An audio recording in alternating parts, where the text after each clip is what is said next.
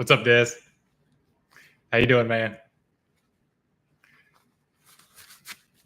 you're having a great 4th of July.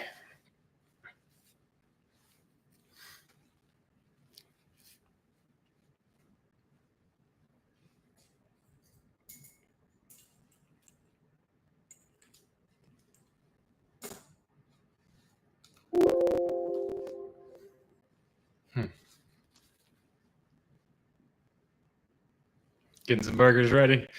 Yeah, that sounds good. I already ate for the day, but some good old grilled burgers sounds nice.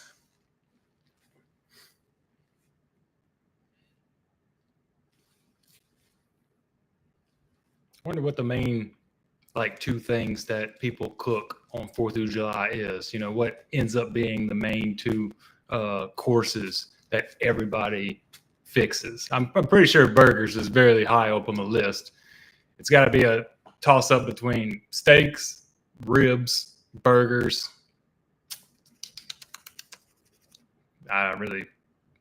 Could be anything. Really, fish could be fish too. Hot dog. Yeah, hot dog. Oh, man, how could I forget about hot dog? Okay, John, what's up, man? James, that's my buddy. He finally made it. Travis, I haven't tried the Canic pistols, but today I pretty much want to talk to everybody about what y'all conceal carry. What is your summer conceal carry and what is y'all's winter conceal carry? And then the size. Like, I know, you got your micro compacts, subcompacts, and compacts, or full size, but I'd like to know what size is the most, well, you got your most comfortable, but which one do you carry that feels the best and you have confidence that you can shoot it, because, the micro carries are obviously going to feel the best, but very little confidence on shooting them platforms, for me at least.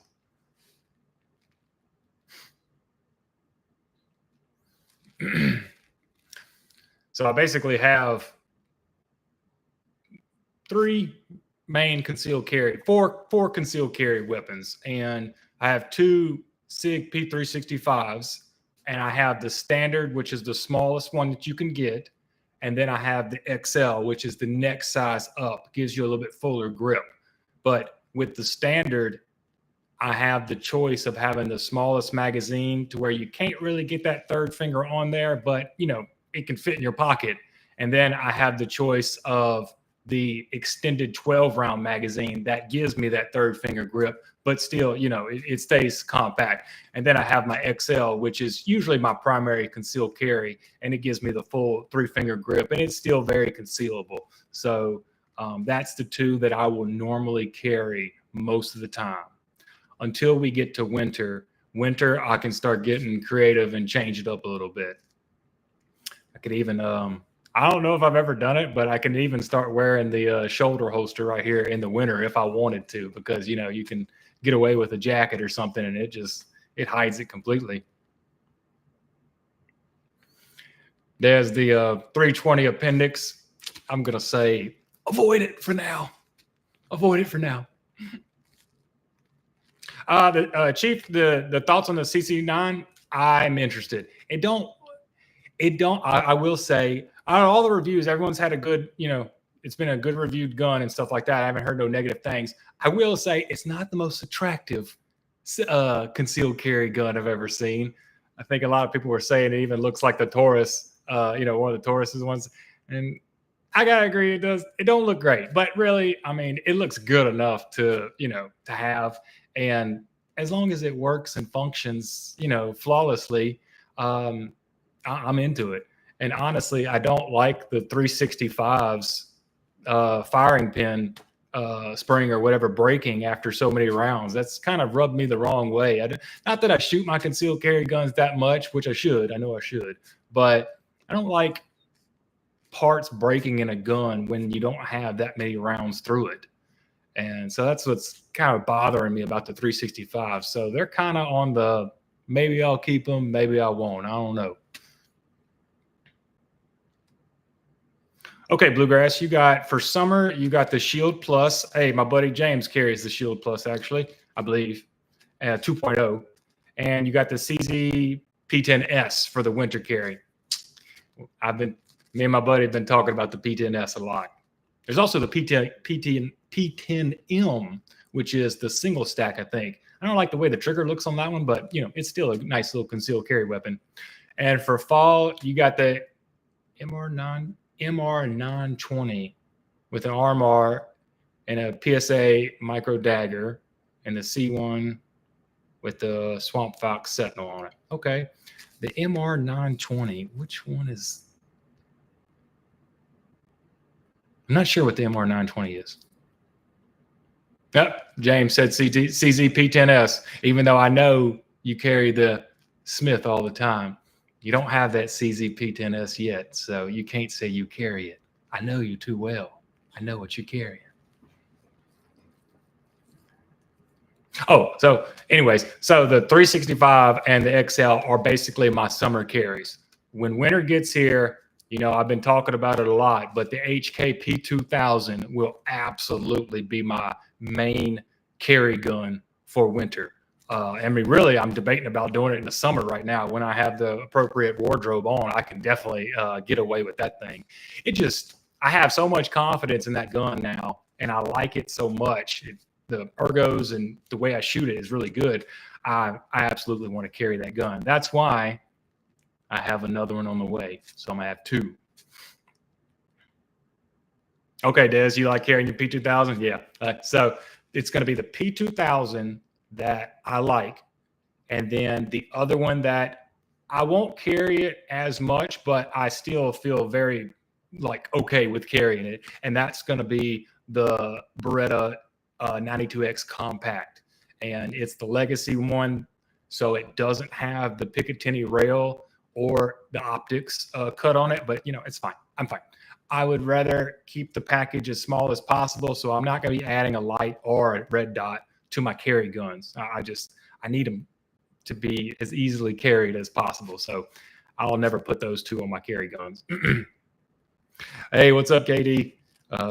So you got the Glock 43X MOS, and then the Smith & Wesson J-frame or the Ruger LCP Max. Yeah, okay. J-frames are real popular, I know. And then the Ruger LCP is also a very popular one. My brother almost bought that one, actually, and he opted for, I can't remember which one he got, but it was a Ruger. It was another small one. Can't remember what it was called, though. The only Ruger pistol semi-auto that I've ever really took the time to look at is the Ruger Security 9. And it got, good reviews and stuff like that. It seemed to be a pistol that works. It's just a little bit bigger, It's like maybe a little bit bigger than compact, but not quite a full size. I don't know. It seemed like a good little pistol, though. It didn't look atrocious. So your Smith & Wesson J-frame, is it a 38 special or is it handle 357 as well? Okay, PSI Lord, you carry a Glock 19 Gen 5, okay, and Anderson Keeger 9C, a Glock Gen 3 19 clone, okay, and then, okay, yeah, the Anderson manufacturing, my buddy James just told me the other day shut down. I didn't know about it. I really didn't know too much about it, but he had just told me that. So that is sad that it's shut down now. Hello from my state. Okay, Des, you switch between the P2000 and the PX4. And I almost never come across anybody saying anything bad about the PX4. I don't love the gun, but it's just really just like a looks thing. I don't really love the looks of it, but if I ever shot one day and it shoots really well for me and stuff like that, that'll change my opinion completely. It just seems like a very kind of a girthy gun, and I stay away from the real girthy guns for carry at least. Any other, option or environment, I'm fine with a thicker gun. Okay, KD, you got variants on the 38 and the 357. Let me think. I really, for my for my first revolver, I still want a 22, a 10-shot 22, either the Ruger or the Smith & Wessons. Smith & Wessons are pretty expensive for those the 22 variants, but I would still very much like a 22 revolver. And then if I ever got another one, it would be that SP01 or SP100, GP100. I'm sorry, the GP100 357. That would be the one I'd probably get. Okay, so the next thing I want to talk about is outside the waistband range and outdoors fields is my Colt 1911 Series 70. Okay, yeah. 2 World Wars, baby. Can't go wrong with that. But the next thing I want to talk to y'all about is flashlights and knives that y'all might carry with your gun. And I almost made this an EDC video, but I'll do a separate video about EDC. But the 2 or 3 lights that I'll go between is this one. It's called a Night Core, and the number is MT2A Pro. I'll put a link for this one on the description, but I use this one for a long time. And this one, so my main, job previously was welding, and I had to have a flashlight with me every day to kind of inspect the welds. And this is the one that I used. What I like about it so much is that when it's got 3 modes, okay, but the first mode that you turn it on, or actually, I'm sorry. Okay, so there's 3 modes. There's 1, 2, and 3. Okay, that's the brightest one. Now, I'm just barely pushing the button to have it cycle through all 3. I don't have to all the way push the button. I'm very picky with my lights, so I've really took a long time to find this one. But the thing I like about it is that whichever beam you leave before you turn it off, it'll come back with that beam again when you start up on it. It'll start with that beam. So to me, I always want to have the light on the lowest setting first. So that's when I'll turn it on and off, is when it's on its lowest setting. So every time I turn it on, I'm on the lowest setting. If I need to go up higher, I can. And that's how I like my lights to be set up. So that's the Night Core. The other one that I have, and look, both of these that I'm showing you right now are USB rechargeable. The batteries are no problem, but if you want to just like have a cord on hand in your car somewhere, it's easy to recharge them. This other one is called a Wowtac, WOWTAC. And I'm not sure if they still make those or not, but I'll try to put a link in there below. But it's just a little bit thicker, and instead it's still got the button on the back, and it's got a little lanyard hole right here. But instead of, so you turn it on right there in the back, but the way you cycle through each little level is right here on the front. So you got your first one, second one, third one. Oh wait, this one's got 4, and it's got the blinking. It's got the strobe. I think the other one's got the strobe too. You just got to hold down the back. But so everything's operated right here. So this one is good for like if you're holding it in your hand like this and walking, and you want to just change it on the fly like that right here. That's what this one's good for. So the smaller one is good for if you just have to kind of hold it like this, with a hammer grip and do stuff. But while this one is better for like holding it in your hand and walking, right here. So I really like these 2 lights. I even got 2 of this one because I like it so much. But the Night Core, I haven't really seen a reason to get another one for it yet. But it works. It works really good too. Now, this third one, if y'all are just in a pinch and you need to have something on your keychain, this little O light has been working for me a long time. And I know they still make this one, but all you do is twist it and it'll go through the different levels of power. But this one, it's so small, but it works really well. It's surprising how well it works. It's also USB charged. So that's the 3 lights.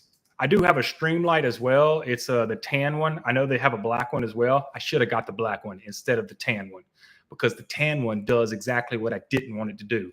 It's nice, it works, it's fine. But when you turn it on, it goes to its brightest setting first. And I didn't realize that when I ordered it, but the black one of the little stream light, it goes to its dimmest brightness first. And that's how I like all of my lights to be set up.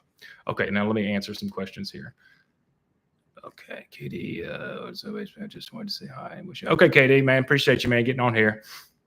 I hope you have a happy 4th of July as well. PSI Lord, your knife is a replica of John Rambo's knife and EDC bag. Very good choice.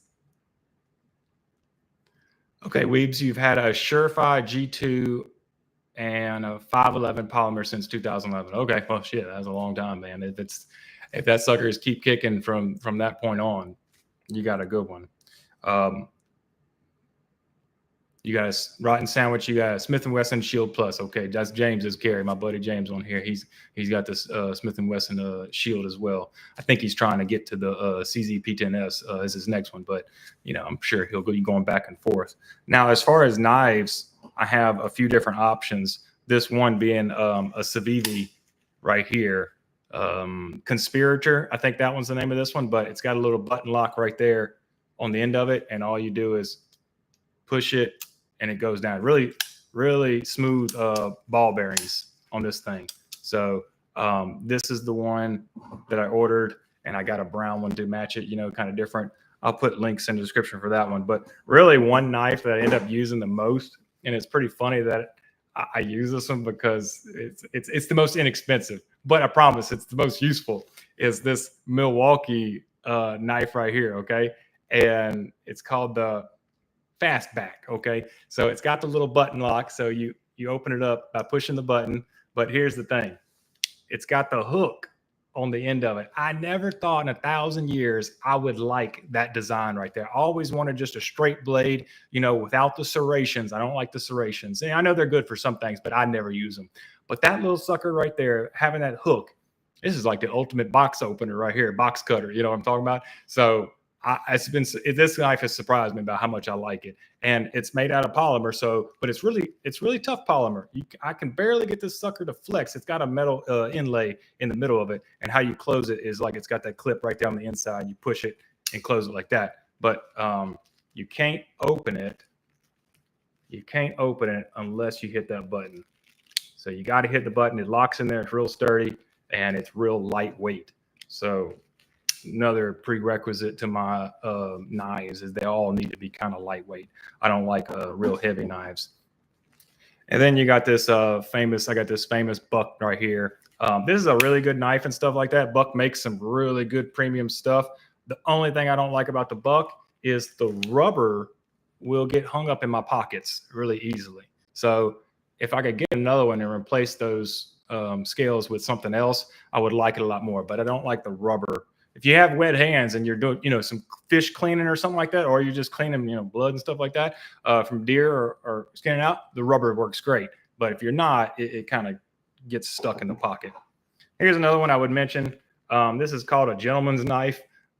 Thought this was kind of funny, but it's a real thin knife right here, and it's meant to just kind of stick on the pocket, right there with the clip. So it's got a little flicker right there. And that's what that thing looks like. So Samuel is the name of the brand on this one. And it's held up pretty good. And it works. Like if you don't do a whole lot of heavy lifting with your knife, this little thing works pretty well. And it disappears really easily in your pocket. So that's a nice little, I wouldn't do anything heavy with this knife, but if you're just going to be doing some small things, it works pretty well.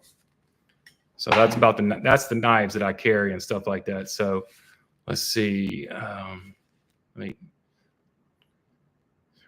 4th, man. Thanks for the light suggestions. Okay, no problem, PS Lord. Appreciate you, man, getting on here.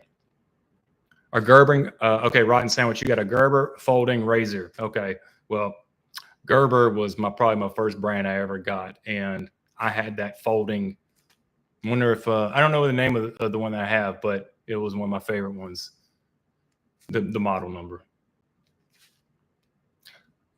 Okay, Limp Bizkit. My EDC is a Live Free Armory Apollo 11. Okay.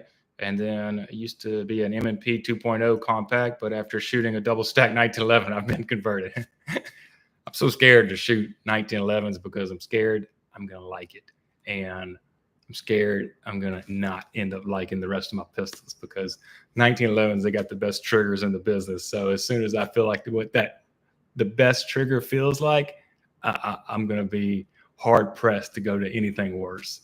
So I'm a double single guy. You know, I like the double single actions. I'm fine with that. But I do know when you get a good single action only, it's hard to go without it.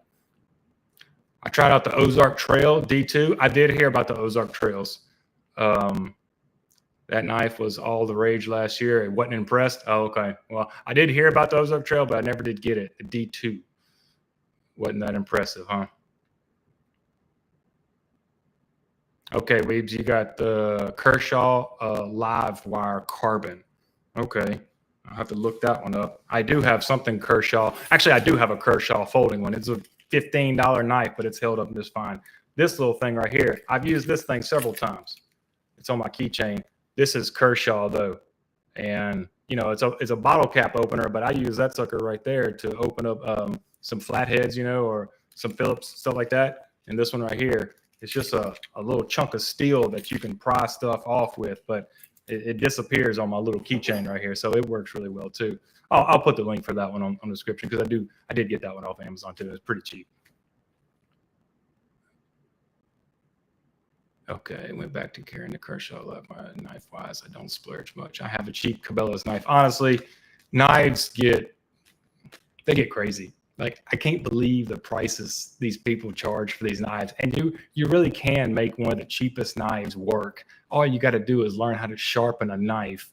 And you really don't even need to learn how to do that because you got your sharpeners that don't take a genius to sharpen it at all. So as long as you have a sharpener, you're good. Your knife is going to be hold up for a long time. Really cheap knives can go a long ways. So the two knife, you know, the one that I have on my shoulder right here, that's from Lion Steel. And then I have another big one. That's my most expensive knives I have. And I think the one on the shoulder was like 130. And then the bigger one that I have that's on my waist, that one's like 150. But that was like a bushcraft knife. If you really just needed to take one and go and never have to worry about it, and it needs to do multiple things, that one is one of my favorite ones. Big knives, not pocket knives. You love your Colt. Oh, wait, hang on. Chief Tender Toes. How you doing, Chief Tender Toes? In rotation, it's the 43X. Okay, I like the 43X. It's one of the only Glocks that fit my hand. C-Cut by Glock Store. Okay. Hellcat P2000.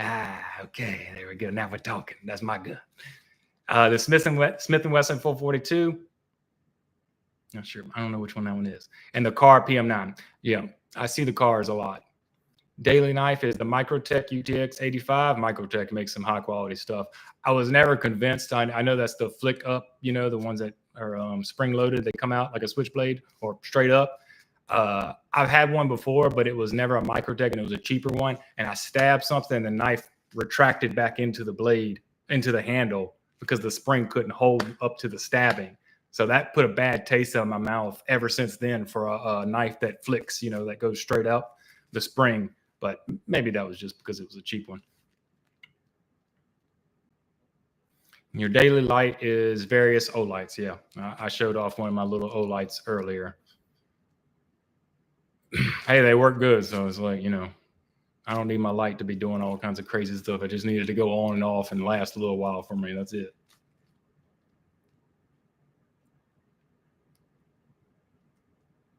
Weebs, the Gerber, probably the Griptilian. I think I've heard of the Griptilian. I forget what it looks like, but I think I have heard of the Griptilian. I'm not sure if it's one of their more popular ones or not. Okay, PSR. Even though you have your Glocks, you still love your Beretta 92FS. Hey, I agree. Out of all the Berettas, the compact being probably the closest one, out of the 92X and any other one that I've ever shot, I still love the 92FS the most. It just feels the most balanced to my hand, and it feels real streamlined with the way it's set up. So that's why I like it so much. Balance is a big thing to me. I didn't realize how much I would value balance of a gun, but it matters a lot to me for whatever reason. Yes, DSA is the best. I agree. That's my choosing carry.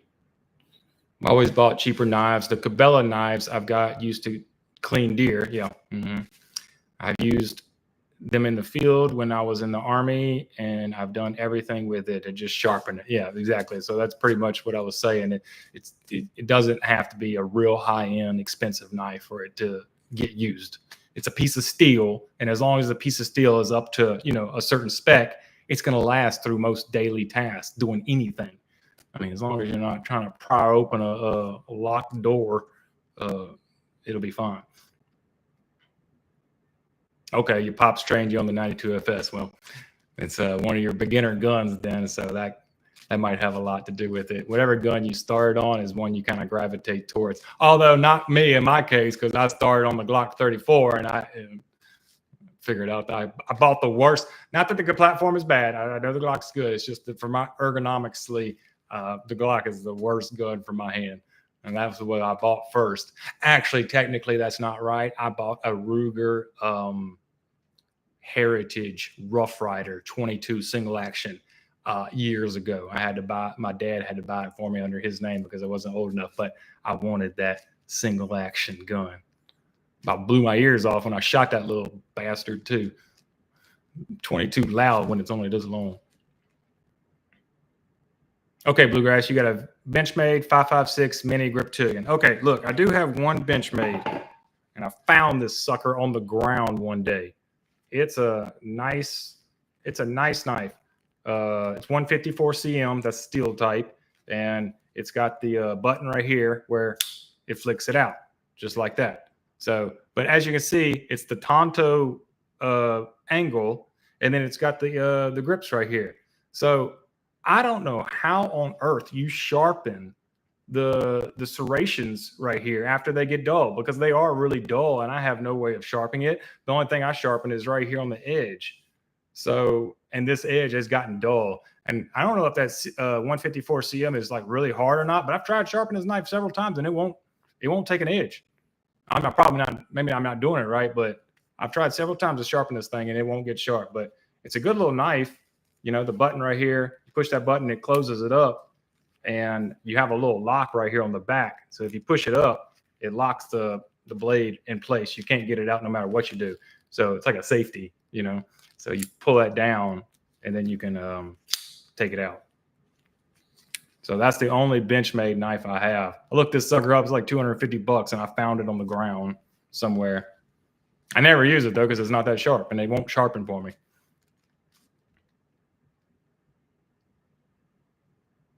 Okay, oh wait, hang on.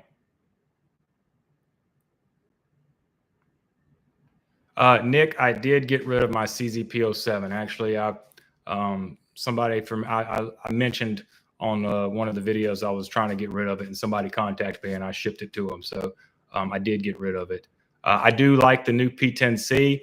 I am interested in getting a P10C, but I probably won't get the ported version. I want the just normal version. I don't know. Ports are cool. They do tame the recoil and everything, but I don't know. For a 9mm, it doesn't kick.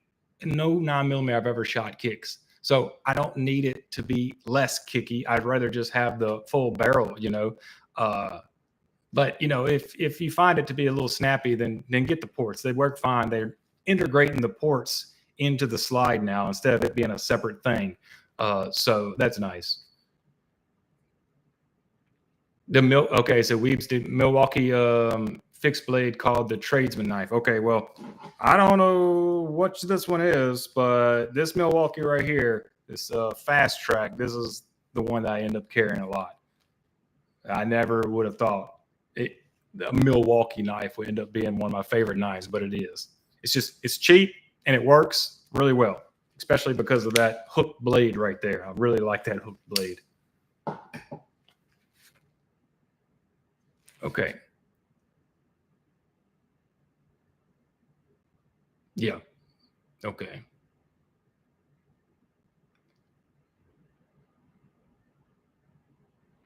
Have a Pioneer woman knife sharpener from Walmart. Woman knife sharpener. It's probably the one I use. I always had guys laughing at me when we'd be out in the field training because I'd sharpen knives with a light blue flower covered sharpener. Oh, okay. Okay. The outside decoration is woman colored. That's funny. I don't think I have that one. Okay, Curtis. So you have the HKP 2000 LEM or the HKP 30 LEM.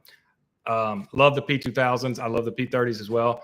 I've never shot the LEMs before, but I know a lot of people have a preference for them. I'm so used to the double first and then the single. I don't really feel the need to do the LEM, but I know for the ones that like it, really like it. The Smith & Wesson 442 is the newer model of the old J-frame in 38. Great light wood, great lightweight, 6 shots, less than 2-inch barrel, and it's plus P rated. That's nice. That's very nice. The harder super steels generally need to be sharpened with either a diamond or ceramic stone. If you use an Arkansas stone, it'll take a while. Probably the one I was trying to use.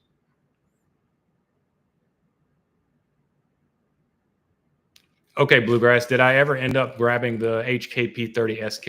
No, I just end up buying another HKP 2000.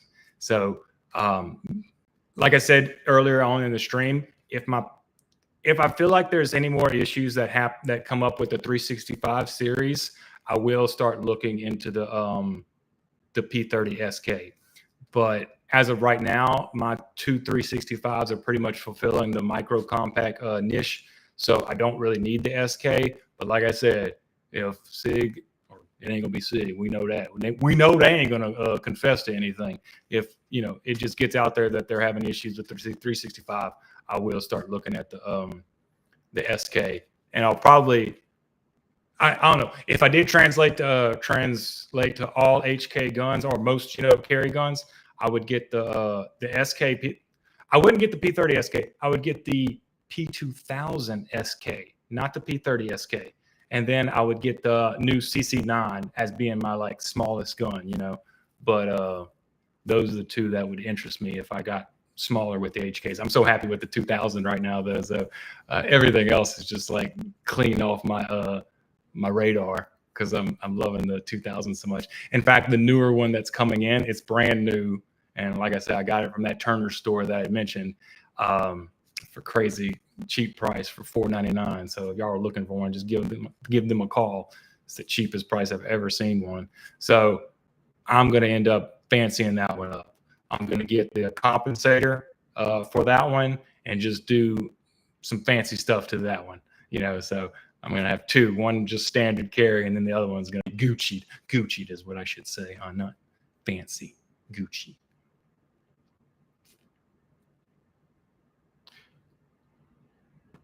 Definitely should try the LEM. I think you'd be surprised. I might be. I won't ever knock nothing until I try it. So maybe one day if I'm at the range or somewhere like that, I can rent one or somebody can let me borrow one sometime and I can shoot it. Hickok gets sent guns from all his fans. And I'm just like, these people want you to shoot it before they want to shoot it. I'm like, that's funny. That's funny. Love my Harns Falcon knife. Very nice for the price. Okay, I'll have to look that one up. I'm not familiar with that one at all.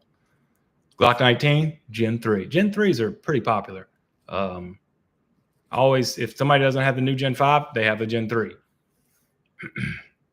I used to carry the 365 XL, but with recent tomfoolery, of Sig Sauer, I won't carry it anymore. Man, Sig, it's so hard too because they're one of my favorite companies. But when they did what they did with the 320, they should have just shut up and not said anything. Just let it fizzle out over time. But when they started just saying you're lying, that's when they went wrong. So you got so many people just like yourself that will, even if you're not having any problems with the gun, it's the fact that the company is calling the general public a liar. And that in itself will turn you off from the company completely. So they lost a lot of people by saying that. There was no good reason to say anything like that. If there's a recall, just let there be a recall. Just send pistols in, we'll fix them and bring them back. It's not like it doesn't happen. It happens all the time to all kinds of companies. So if you feel like there's an issue, just send them in, we'll fix them and send them back out. That's it. Nobody would hate you for that, I know they go through all kind of problems. I know SIG is also kind of famous for letting the public test out their pistols before they test them out. That's why I'm kind of abruptly breaking on my SIG pistols. Like, I have confidence in my 226s, and that's really it. I don't really have confidence in anything else, not newer at least.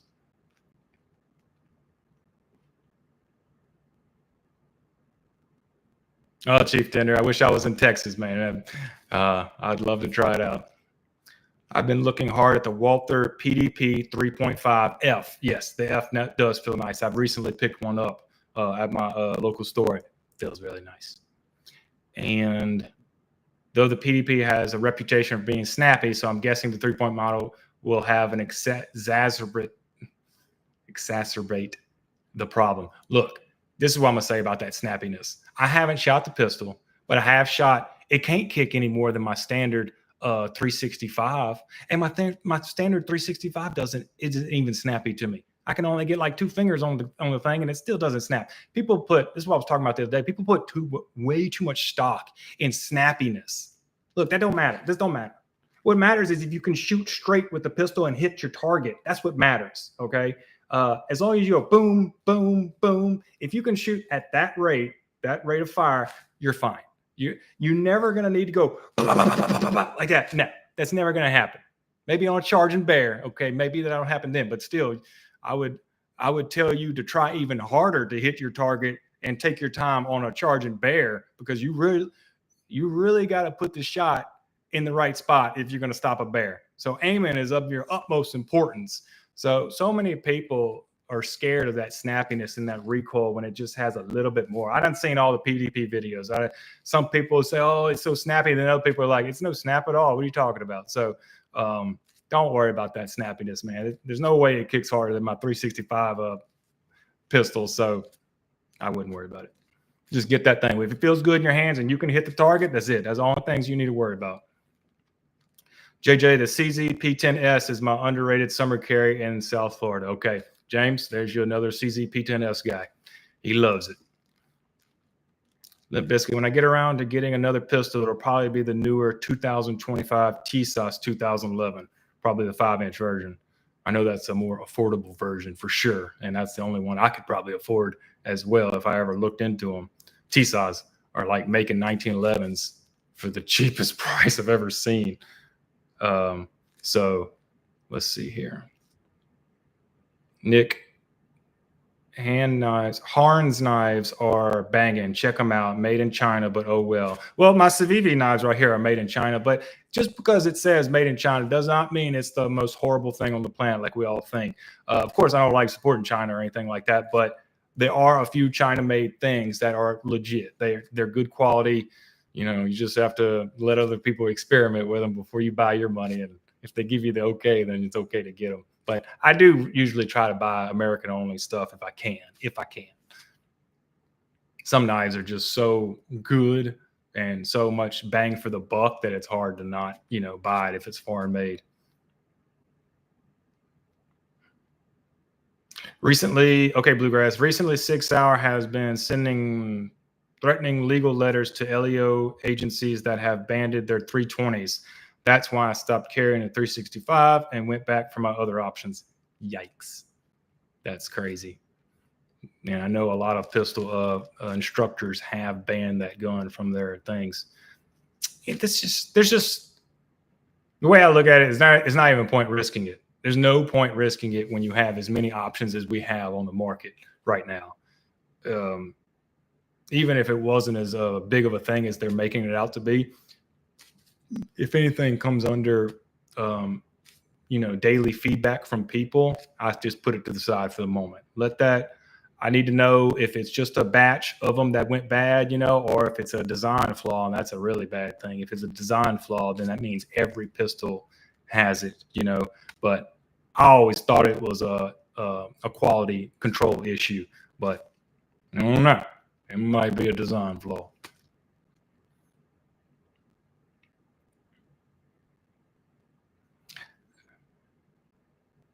Nick, I don't have any experience with the Fusion XP Pro. Not yet. I think my buddy wants the Fusion, though. It is a nice, full-size gun. As long as it works and everything's fine with it. It is a nice full-size option. Very thin, very thin. No, wait. I'm thinking of the Fuse. You said the Fusion. I'm not sure what the Fusion is. I was thinking of the fuse. There's two types of people in the world: those who carry a P320 appendix and those who value their private parts. I agree. I'm one of the ones that value my private parts. Anything ever happen to those, I don't feel the need to live too much longer. Any more Mossberg 590 videos? Okay, yes. This is the second or third time I've heard this. Running through the woods like a badass. Any more videos of you running through the woods like a badass? It will take a moment to film another one of those, but I will bring the 590 back out there. It's the only shotgun I have, pretty much. So the one that I use, I have another Mossberg for squirrel hunting, but I never use it. I don't use a 12 gauge anymore or any shotgun for squirrel hunting. Like a 22 is the most funnest thing to bring out there for squirrel hunting. Okay, Chief Tender Toes, the CZP01. Now you're talking my language. That's the next CZ that interests me as well. CZP01. Yes, absolutely. Good choice. Okay, guys, we're approaching the over 40-minute mark. I'm just amazed how fast time goes by when we talking guns. This is one of the funnest things I have to do. And it's just crazy how fast time goes by. So I hope all of y'all enjoy our Freedom Day, 4th of July. And if any of you want to support the channel, I got Patreon listed below all the time, or just super thanks, whatever y'all want to do. But I'm going to be streaming again tomorrow night at 6 p.m., same time. And then I'm probably going to do it again on Sunday. The way I'm going to try to do it from now on is stream Friday, Saturday, Sunday, and then just take Monday through Thursday off. That way we can discuss what topics we want to talk about on Friday, Saturday, Sunday. You know, we'll have the week. I'll ask a question or whatever like that, and y'all answer me, and then we'll talk about it on that Friday, Saturday, and Sunday, because most people are off during Friday, Saturday, Sunday. So I just want to try to get to everybody when they have the most time to get on here. So I hope all of you have a happy 4th of July, and I'll see y'all soon.